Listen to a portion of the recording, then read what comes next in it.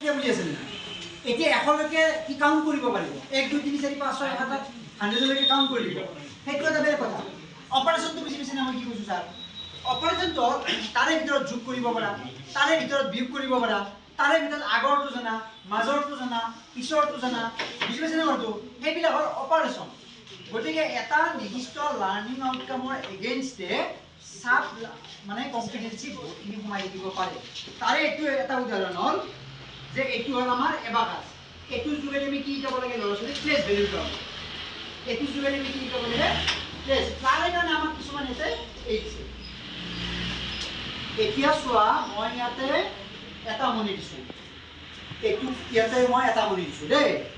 এতিয়া চোৱা এইটো হ'ল উল্টা হৈছে দেই মোৰ একফালে একো হৈ আছে কিন্তু তোমালোকৰ কিন্তু বাওফাল হৈ আছে কিন্তু এইফালে ঘূৰি দিলে আকৌ ঠিকে থাকিব এনেকৈ হয়তো দেখুৱাই দিব লাগিব আমি যে এইটো আমাৰ এককৰ ঘৰ এইটো 10